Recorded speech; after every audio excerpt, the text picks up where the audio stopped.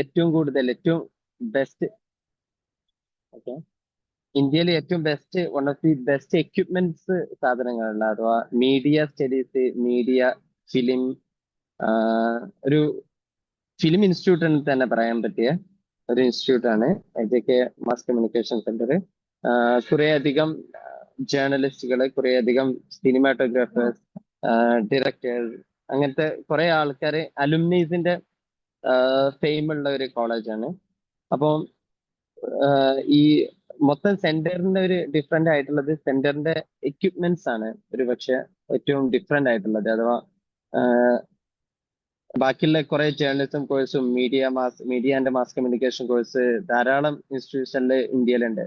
പക്ഷെ അവർക്കൊന്നും എന്ത് ചെയ്യൂല, ഈ ഒരു പക്ഷെ അഫോർഡബിലിറ്റി കാരണത്താലോ എക്യുപ്മെന്റ്സ് ക്യാമറ പോലത്തെ ഹൈടെക് ക്യാമറാസും സാധനങ്ങള് അങ്ങനത്തെ ഒന്നും പ്രൊവൈഡ് ചെയ്യാൻ കഴിയില്ല. പക്ഷെ ഇന്ത്യയിൽ ഏറ്റവും ബെസ്റ്റ് ആയിട്ട് വൺ ഓഫ് ദി ബെസ്റ്റ് ആയിട്ട് എന്തെങ്കിലും എക്യുപ്മെന്റ്സും ക്യാമറയുമായിട്ട് ബന്ധപ്പെട്ട ഒരു ഈവൻ അതിന്റെ ഉള്ളില് ഒരു ഫിലിം എടുക്കാനുള്ള എക്യുപ്മെന്റ്സ് കംപ്ലീറ്റ് ഉണ്ട്.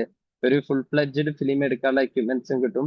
പിന്നെ അതുപോലെ തന്നെ പണ്ട് കാലത്ത് BBC ന്യൂസിന്റെ പാക്കേജ് ഒക്കെ അതിന്റെ ഉള്ളിൽ നിന്ന് എടുത്തിരുന്നു. BBC ഒഫീഷ്യലി ഇവിടുത്തെ എക്യുപ്മെന്റ് സ്റ്റോറേജ് ഉപയോഗിച്ചിരുന്നു എന്നൊക്കെ പറയാറുണ്ട്. അപ്പോൾ അത്രത്തോളം എക്യുപ്മെന്റ്സ് ഉള്ളതാണ് ഈ സെന്ററിനെ വ്യത്യസ്തമാക്കുന്നത്. അത് എജുക്കിഡായി അന്നത്തെ കാലത്ത് മന്ത്രിയായിരുന്നപ്പോ തന്നെ ബാക്കിയുള്ള നമ്മളെ വിദേശ കാനഡ, പിന്നെ ഫ്രാൻസ്, അങ്ങനെ വിദേശ രാജ്യങ്ങളിൽ നിന്നും ജാപ്പാനും അങ്ങനെ കുറെ ആൾക്കുണ്ട്. അങ്ങനെ വിദേശ രാജ്യങ്ങളിൽ നിന്ന് എക്സ്പോർട്ട് ചെയ്തിട്ട് ഇവിടെ കൊളാബറേഷൻ വഴി ഇവർക്ക് എത്തിച്ചതാണ്. പിന്നെ ഉള്ള എക്യുപ്മെന്റ്സ് ഒക്കെ എല്ലാതും സോണിന്റെ ഹൈ ക്വാളിറ്റി എക്യുപ്മെന്റ്സ് ആണ് ഉള്ളത്. അപ്പോ ഈ ഒരു സാധനമാണ് ഇവിടുത്തെ ഒരു journalism course. On the same time ഒരു സെൻട്രൽ യൂണിവേഴ്സിറ്റിയിലാണ്, പക്ഷെ ഹൈ ക്വാളിറ്റി എക്യുപ്മെന്റ്സ് പ്രൊവൈഡ് ചെയ്യുന്ന ഒരു ക്യാമ്പസ് ആണ്. അതാണ് ഈ ഒരു ക്യാമ്പസിന്റെ ഒരു JK mass communication research centre എന്നുള്ളത്. മൊത്തത്തിൽ ഇവിടെ 5 കോഴ്സാണുള്ളത്. 5 കോഴ്സില് ഒന്ന് മാസ് കമ്മ്യൂണിക്കേഷൻ. അതാണ് ഈ മാസ് കമ്മ്യൂണിക്കേഷൻ ഗവൺമെന്റ് ഫണ്ടഡ് ആണ്, സെൽഫ് ഫൈനാൻസ്ഡ് ആയിട്ടുള്ള കോഴ്സ് അല്ല. പിന്നെ രണ്ടാമതുള്ളത് കൺവേർജന്റ് ജേർണലിസം, അത് സെൽഫ് ഫൈനാൻസ്ഡ് കോഴ്സ് ആണ്. മൂന്നാമത് ആനിമേഷൻ ആൻഡ് വിഷ്വൽ ആർട്സ്, അതും സെൽഫ് ഫൈനാൻസ്ഡ് ആണ്. പിന്നെ ഫോട്ടോഗ്രാഫി, അതും സെൽഫ് ഫൈനാൻസ്ഡ് ആണ്. പിന്നെ ഡെവലപ്മെന്റ് കമ്മ്യൂണിക്കേഷൻ. ഓക്കെ, അങ്ങനെ ഈ 5 കോഴ്സുകളാണ്. ഇതില് ഫോട്ടോഗ്രാഫിയിൽ സ്റ്റിൽ ഫോട്ടോഗ്രാഫിയിലാണ്, അത് ഡിപ്ലോമ കോഴ്സാണ്. ബാക്കിയെല്ലാം മാസ്റ്റേഴ്സ് കോഴ്സാണ്. അപ്പോൾ ഇനി ഓരോ കോഴ്സുമായിട്ട് ബന്ധപ്പെട്ട ഒരു ചെറിയൊരു ഇൻട്രൊഡക്ഷൻ, അഥവാ എനിക്ക് ഡീപ്പായിട്ട് ഇൻട്രൊഡക്ഷൻ തരാൻ പറ്റിയ എന്റെ കോഴ്സ് കൺവേർജന്റ് ജേർണലിസത്തെ കുറിച്ചാണ്. പക്ഷെ ഓരോ കോഴ്സുമായിട്ട് ബന്ധപ്പെട്ട ഒരു ചെറിയൊരു ഇൻട്രൊഡക്ഷൻ തരാം. അപ്പോ ഫസ്റ്റ് ഉള്ളത് mass communication. Basically it is A film institute. അപ്പോ മാസ് കമ്മ്യൂണിക്കേഷൻ ആൻഡ് ജേർണലിസ്റ്റിലുള്ള ഒരു ഡിഫറൻസ് എല്ലാവരും മനസ്സിലാക്കിയതിനു ശേഷം മാത്രം അപ്ലൈ ചെയ്യാന്നുള്ള ഒരു റിക്വസ്റ്റ് ഉണ്ട് ആദ്യം പറയണത്. കാരണം കുറെ ആൾക്കാർ ഇൻട്രസ്റ്റഡ് ഇൻ മാസ് കമ്മ്യൂണിക്കേഷൻ, അവരുടെ ഇൻട്രസ്റ്റ് ഒരു പക്ഷേ ന്യൂസ് ഇൻഡസ്ട്രി ആയിരിക്കും. അപ്പൊ ജേർണലിസ്റ്റ് ആയിരിക്കും അവർക്ക് ഇൻട്രസ്റ്റ് ഉണ്ടായിട്ടുണ്ടാവുക. അപ്പൊ ഈ ഒരു ധാരണ ഇതിന് എന്താണ് മാസ് കമ്മ്യൂണിക്കേഷൻ, എന്താണ് പഠിക്കേണ്ടത് എന്നുള്ളിടത്തുള്ള ഒരു പ്രശ്നമാണ്. അഥവാ ഞാന് മാസ് കമ്മ്യൂണിക്കേഷൻ എന്ന് പറഞ്ഞാല് അതും പിന്നെ കൺവേർജന്റ് ജേർണലിസം അതും തമ്മിലുള്ള ഒരു വ്യത്യാസം എന്താന്ന് പറഞ്ഞാല്, convergent journalism it's all about journalism, പക്കാ നോൺ ഫിക്ഷണൽ സാധനമായിരിക്കും. മാസ് കമ്മ്യൂണിക്കേഷനിൽ അവര് ഇറ്റ്സ് ഓൾ അബൌട്ട് ഫിലിം.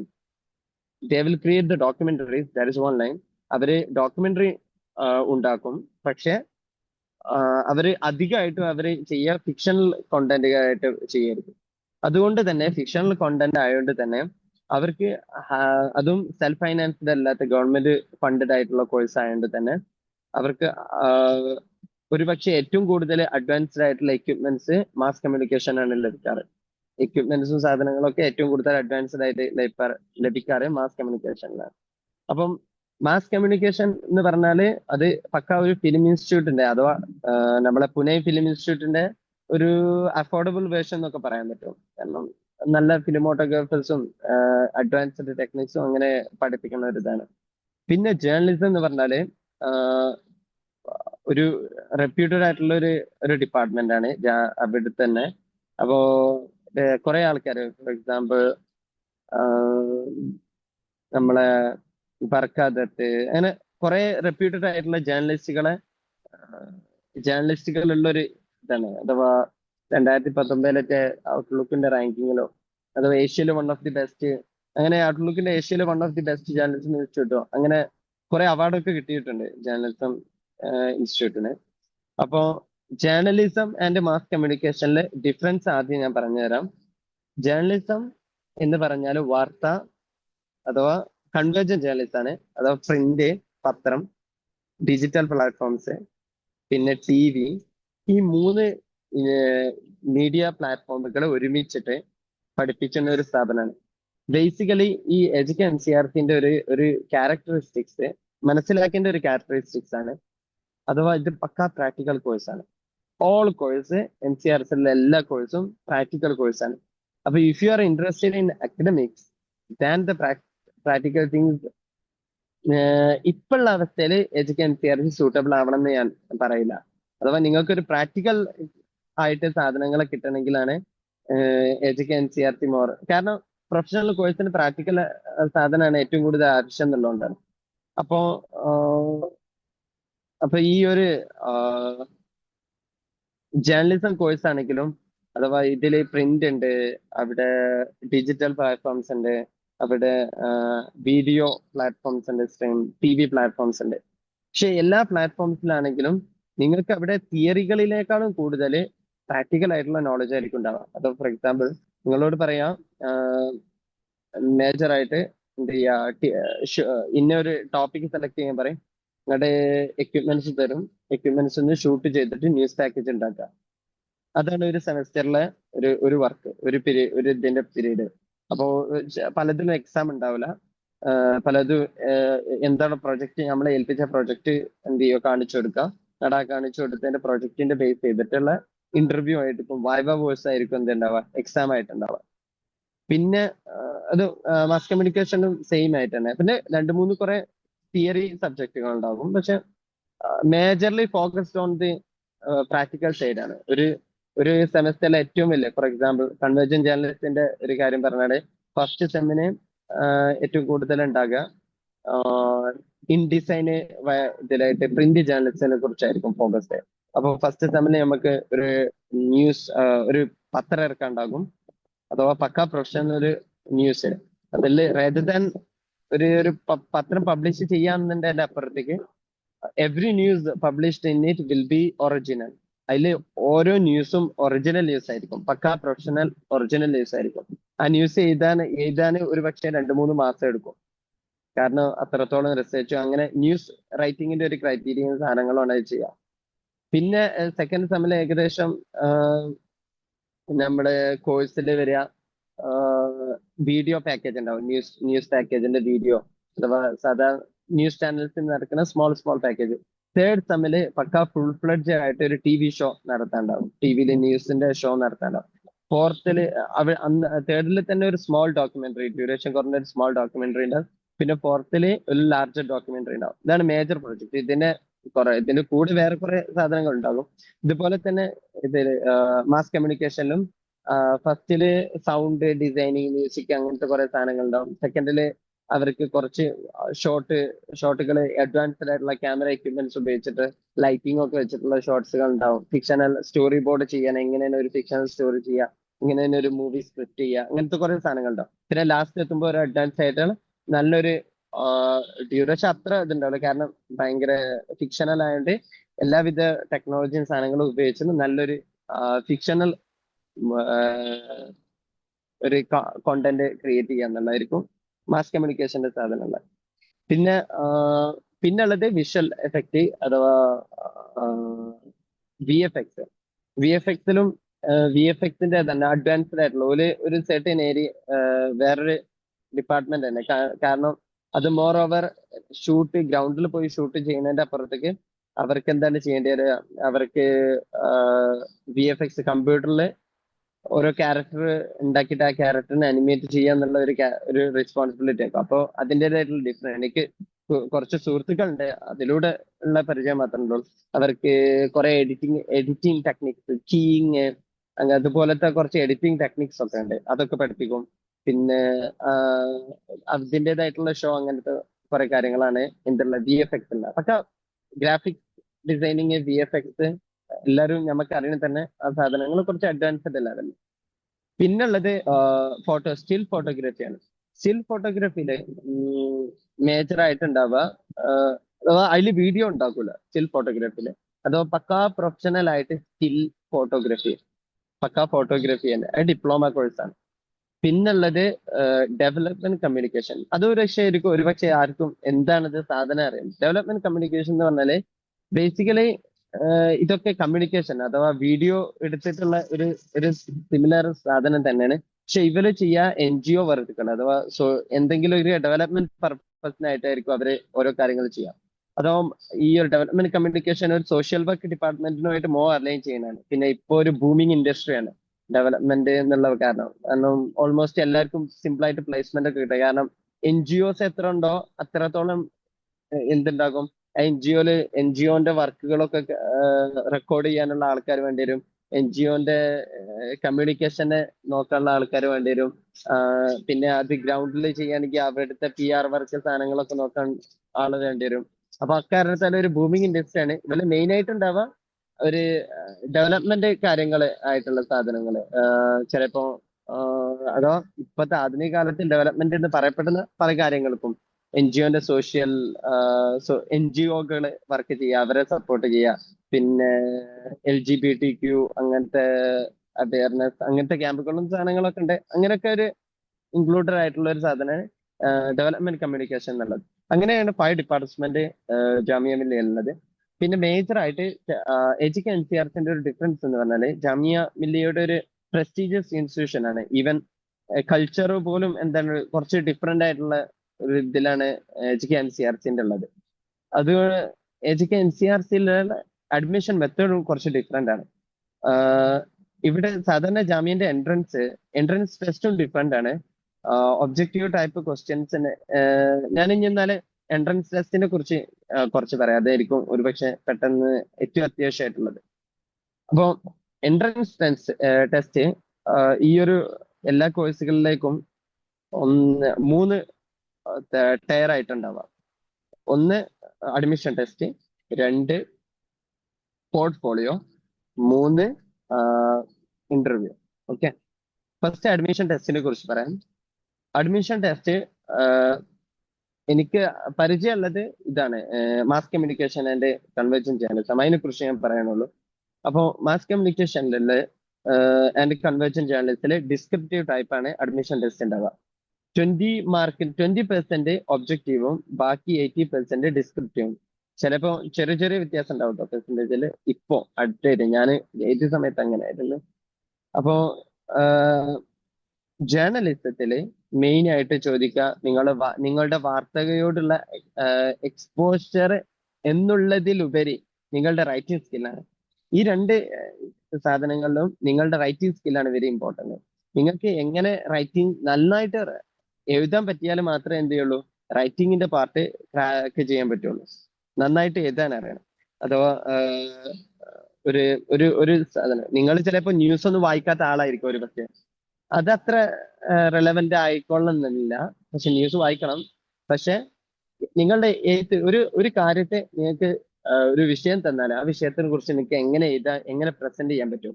അപ്പൊ ആ വിഷയത്തെ കുറിച്ച് വളരെ സ്ട്രക്ചേർഡ് ആയിട്ട് നല്ല നിലക്ക് പ്രസന്റ് ചെയ്യാന്നുണ്ടെങ്കിൽ അതാണ് ആ ഒരു സ്ട്രക്ചേർഡ് പ്രസന്റേഷൻ ആണ് ജേർണലിസത്തിൽ ആവശ്യമുള്ളത്. പിന്നെ ആ വിഷയത്തെ ഒരു എസ്തെറ്റിക് റെപ്രസെന്റേഷൻ ആണ് മാസ് കമ്മ്യൂണിക്കേഷന് ആവശ്യമുള്ളത്. അഥവാ ഒരു ഒരു വിഷയം തന്നാൽ അതിന്റെ ഡിഫറെന്റ് ഡയമെൻഷൻസിനെ എങ്ങനെ എന്ത് ചെയ്യുക, പ്രൊജക്ട് ചെയ്യുക, എങ്ങനെ ക്രിയേറ്റീവ്ലി അതിനെ എക്സ്പ്രസ് ചെയ്യുക എന്നുള്ളതാണ് മാസ് കമ്മ്യൂണിക്കേഷനിൽ അതിന്റെ ഏറ്റവും കൂടുതലായിട്ടുള്ള പറയുന്നത്. പിന്നെ അങ്ങനെയാണ് ഒരു ഡിസ്ക്രിപ്റ്റീവ് ടൈപ്പ്. അതിൽ ഞാനിപ്പോ മാസ് കമ്മ്യൂണിക്കേഷനിൽ if you have writing skill and a creative ability you can crack. അതിൽ സിമ്പിൾ ആയിട്ട് ക്രാക്ക് ചെയ്യാൻ പറ്റും എന്നുള്ളതാണ് എനിക്ക് തോന്നുന്നത്. പിന്നെ ഉള്ളത് കൺവെൻഷൻ ജേർണലിസ്റ്റില് ഒബ്ജക്റ്റീവില് ചിലപ്പോൾ കണ്ടംപററി കാര്യങ്ങളെ കുറിച്ച് ചോദിച്ചേക്കാം. അപ്പോ ഞാൻ ഒരു കാര്യം റെക്കമെൻഡ് ചെയ്യുക, ഒരു പുതിയായിട്ടുള്ള ഒരു ഇയർ ബുക്ക് വാങ്ങി ഒന്ന് ജസ്റ്റ് ഒന്ന് ഇയർ ബുക്ക് ഒന്ന് സ്കിം ത്രൂ ചെയ്യണം നല്ലത്, ഒന്ന് വായിക്കണം നല്ലത് ഇയർ ബുക്ക്. ഞാൻ പഠിച്ചപ്പോൾ ഇയർ ബുക്ക് ആയിരുന്നു ഡിപ്പെൻഡ് ചെയ്തത്, കാരണം ഏകദേശം ഒരു കൊല്ലത്തോളം ന്യൂസ് ആയിട്ട് ഞാൻ എക്സ്പോസ്ഡ് അല്ലായിരുന്നു. അപ്പൊ അക്കാരണത്താൽ തന്നെ ഇയർ ബുക്ക് ഒന്ന് ഹെൽപ്ഫുൾ ആയിട്ടുണ്ട്. ഇപ്പോ ഈ ലോകത്ത് എന്തൊക്കെ നടന്നുകൊണ്ടിരിക്കുന്നുള്ള ഒരു ധാരണ കിട്ടാനായിട്ട്. പിന്നെ രണ്ടാമത്തായിട്ടുള്ളത്, അപ്പൊ ഇതാണ് റൈറ്റിങ്ങിന്റെ പാർട്ട്. രണ്ടാമതായിട്ടുള്ള പാർട്ട് പോർട്ട്ഫോളിയോ ആണ്. അഥവാ ഈ പോർട്ട്ഫോളിയോ എന്ന് പറയുമ്പോൾ തന്നെ എന്ത് ചെയ്യണ്ട, അത് എന്താണെന്ന് പറഞ്ഞ് ബേജാറാവൊന്നും വേണ്ട. പോർട്ട്ഫോളിയോ എന്ന് പറഞ്ഞാല് നിങ്ങൾക്ക് ഇത്ര എന്തൊക്കെ അച്ചീവ്മെന്റ് ആണ്, നിങ്ങൾ ഈ ഒരു ഏരിയയിൽ എക്സ്പെർട്ട് ആണെന്ന് തെളിയിക്കാനുള്ള ഒരു മെത്തേഡാണ്. അഥവാ ഇവിടെ വരുന്ന അധിക അഡ്മിഷൻസ് എന്തായിരിക്കും, ആൾറെഡി ഇൻഡസ്ട്രി എക്സ്പീരിയൻസ് ഉള്ള ആൾക്കാരൊക്കെ വരും. കുറെ ആൾക്കാർ പകുതി ഇൻഡസ്ട്രി എക്സ്പീരിയൻസ് നല്ല ഉള്ള ആൾക്കാർ, അറ്റ്ലീസ്റ്റ് ഇന്റേൺഷിപ്പ് ഏതെങ്കിലും മീഡിയ ഓർഗനൈസേഷനിൽ ചെയ്ത ആൾക്കാർ, അല്ലെങ്കിൽ ഏതെങ്കിലും NGOയില് ഇങ്ങനെ വർക്ക് ഉള്ള ആള്, അല്ലെങ്കിൽ ഏതെങ്കിലും ഇങ്ങനെ യൂട്യൂബ് ചാനലിൽ ഇത് ചെയ്ത ആള്. പോർട്ട്ഫോളിയോ നിങ്ങൾക്ക് എന്തും ചെയ്യാം, എന്തും ആഡ് ചെയ്യാം. പക്ഷെ പോർട്ട്ഫോളിയോന്റെ മേജർ സ്ഥാനം നിങ്ങളുടെ മേജർ ആയിട്ട് നിങ്ങളുടെ എഡ്യൂക്കേഷണൽ ക്വാളിറ്റീസ് പറയാം, നിങ്ങളുടെ ഇങ്ങനെ വരിക, നിങ്ങൾക്ക് അവാർഡ് കിട്ടിയത് ഇങ്ങനെ പറയാം. പിന്നെ ഈ കോഴ്സുമായിട്ട് ബന്ധപ്പെട്ട കുറച്ച് സാധനങ്ങൾ നിങ്ങൾ എടുത്തണ്ടേ. For example, if you are applying for journalism, നിങ്ങൾ എന്തെങ്കിലും റൈറ്റപ്പ് ഉണ്ടെങ്കിൽ ഏതെങ്കിലും വെബ്സൈറ്റിൽ പബ്ലിഷ് ചെയ്താണെങ്കിലും ആ റൈറ്റപ്സുകൾ ആഡ് ചെയ്യുക. നിങ്ങൾക്ക് എന്തെങ്കിലും ക്രിയേറ്റീവ് എങ്ങനെയെങ്കിലും നിങ്ങൾക്ക് എന്ത് ചെയ്യാൻ പറ്റും, ഇതിനെക്കുറിച്ച് എഴുത്ത് എഴുതാനുള്ള കഴിവുണ്ട് എന്ന് അറിയിക്കാനാണ്. ഫോർ എക്സാമ്പിൾ, ഞാനെന്താ പറയുന്നത് പറഞ്ഞാല്, ഞാൻ അഡ്മിഷൻ എടുത്ത സമയത്ത് എനിക്കങ്ങനെ പബ്ലിഷ് ആയിട്ടുള്ള റൈറ്റപ്സും സാധനങ്ങളൊന്നുമില്ല.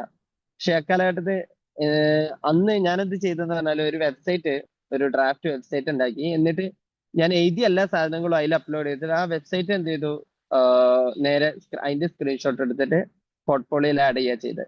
അപ്പൊ നിങ്ങളുടെ റൈറ്റിംഗ് നിങ്ങൾ എങ്ങനെ രസത്തിൽ പ്രൊജക്ട് ചെയ്യുക, അത് ചെറിയ പരിപാടിയാണെങ്കിലും. നിങ്ങൾ എന്തെങ്കിലും, ഫോർ എക്സാമ്പിൾ MSFന്റെ എന്തെങ്കിലും കാര്യത്തിന് എന്ത് ചെയ്തണോ, ഇങ്ങനെ ഒരു വീഡിയോ, ഒരു സ്റ്റാറ്റസ് വീഡിയോ ഉണ്ടാക്കിയിട്ടുണ്ട്, അല്ലെങ്കിൽ ഇങ്ങനെ ഒരു വീഡിയോ ഉണ്ടാക്കിയിട്ടുണ്ട്, ഇങ്ങനെ ഒരു ഇത് കവർ ചെയ്തിട്ടുണ്ട്, നിങ്ങളെ ഫോട്ടോഗ്രാഫി ഇങ്ങനെ ചെയ്തിട്ടുണ്ട്. പിന്നെ ഫോട്ടോഗ്രാഫീസ് ഒക്കെ ആഡ് ചെയ്യാൻ പറ്റും.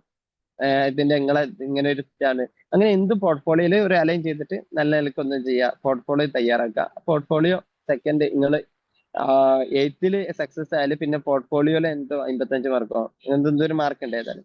പിന്നെയാണ് ഇന്റർവ്യൂ വരുന്നത്. ഇന്റർവ്യൂ ഡിപ്പെൻഡ്സ് ഓൺ ദി ഇന്റർവ്യൂല് ഞാൻ അധികം പറയാൻ ഇതല്ല. ഇന്റർവ്യൂ ഇറ്റ്സ് കൈൻഡ് ഓഫ് അവരെന്ത് നിങ്ങളെ കുറിച്ച് ചോദിച്ചും. പിന്നെ അവർക്ക് ഇഷ്ടമുള്ള ഒരു ഏരിയയില് അവർ പ്രൊഫസർമാർ എന്താണോ അവര് തോന്നുന്ന അത് ചോദിക്കലാണ്.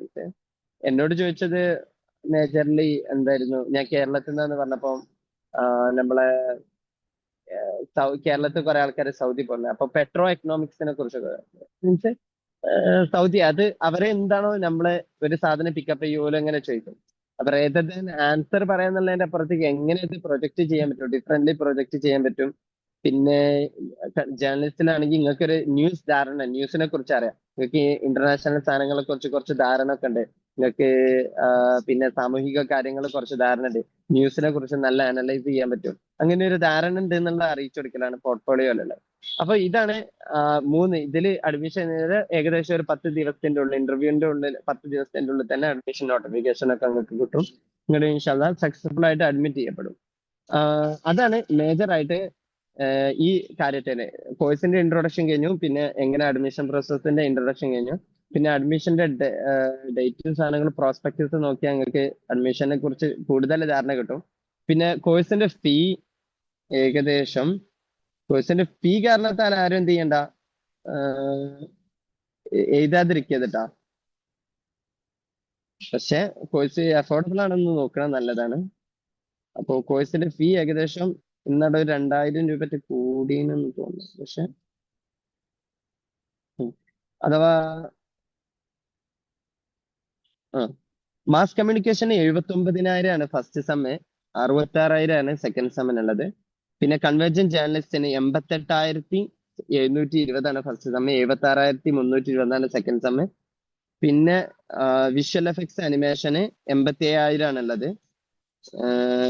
പിന്നെ 78,000 സെക്കൻഡ് സെമ്മിനുള്ളത്. പിന്നെ ഡിപ്ലോമ സ്റ്റിൽ ഫോട്ടോഗ്രാഫിക്ക് ആകെ 2 സെമ്മാണുള്ളത്, അതിനുള്ളത് 76,000 ആണ്. പിന്നെ ഡിപ്ലോമ, വേറൊരു ഡിപ്ലോമ ഉണ്ട് ആക്ടിങ്ങില്, 1 ഇയർ ആക്ടിങ് ഉള്ളത്, അതിന് 80,000 ആണ് അതിന്റെ ഫീസ്. ഏറ്റവും കൂടുതൽ എനിക്ക് തോന്നുന്നത് കൺവെർജൻ ജേർണലിസ്റ്റ് ആയിരിക്കും ഏറ്റവും കൂടുതൽ ഫീ ആയിട്ടുള്ളത്. ഉം. അപ്പോ ഇതാണ് മേജർ ഇതിന്റെ സ്ട്രക്ചർ. പിന്നെ ഇതിൽ ഒരു കാര്യം ഇമ്പോർട്ടന്റ് ആയിട്ട് പറയാനുള്ളത്, നിങ്ങൾ ജേർണലിസത്തിനാണോ നിങ്ങൾക്ക് മാസ് കമ്മ്യൂണിക്കേഷൻ ആണോ താല്പര്യം, നിങ്ങൾ നോക്കണം. ഏഹ് അപ്പോ ചില, പിന്നെ എന്താന്ന് പറഞ്ഞാല് ജേർണലിസ്റ്റ് ആവാൻ ഒരിക്കലും ജേർണലിസം ചെയ്യണം എന്നുള്ള ആവശ്യമൊന്നുമില്ല. അപ്പൊ നിങ്ങൾക്ക് ജേർണലിസ്റ്റ് ആവാനാണ് താല്പര്യം, പക്ഷെ നിങ്ങൾക്ക് എഡിറ്റിംഗ് സാധനങ്ങളോ ഒരു അഡ്വാൻസ്ഡ് ആയിട്ട് ടെക്നിക്സ് ഒക്കെ പഠിക്കണം എന്നുണ്ടെങ്കിൽ നിങ്ങൾ ഒരിക്കലും ജേർണലിസ്റ്റിന്റെ ഫീൽഡ് വിട്ടുപോകില്ല. സ്വന്തം അത് എക്സ്പ്ലോർ ചെയ്യാൻ പറ്റുന്നുണ്ടെങ്കിൽ നിങ്ങൾക്ക് മാസ് കമ്മ്യൂണിക്കേഷനിൽ ചെയ്യാം.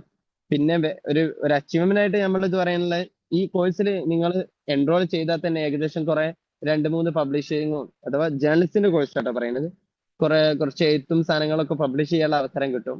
സ്വാഭാവികമായിട്ട്. പിന്നെ എന്താന്ന് പറഞ്ഞാൽ നമ്മൾ ഏതെങ്കിലും ഒരു ന്യൂസ് ഓർഗനൈസേഷനിൽ സബ്മിറ്റ് ചെയ്യുമ്പോൾ എജിക്ക് NCRC അങ്ങനെ വരുമ്പോൾ ആ ഒരു ബൈലൈനിൽ എന്തുണ്ട്, പിച്ച് നമ്മൾ എന്തെങ്കിലുമൊക്കെ പെട്ടെന്ന് അക്സെപ്റ്റ് ചെയ്യാനുള്ള സാധ്യത ഒക്കെ ഉണ്ട്. അപ്പൊ അതാണ് ഇതുള്ളത്. പക്ഷെ ഇപ്പോഴുള്ള അവസ്ഥയിൽ ജേർണലിസം കോഴ്സ് ഇറ്റ്സ് ഫൈൻ ആണ്. പക്ഷെ സിലബസ് ചേഞ്ചും സാധനങ്ങളൊക്കെ സിലബസിൽ കൊണ്ടുവരുന്നുണ്ട്.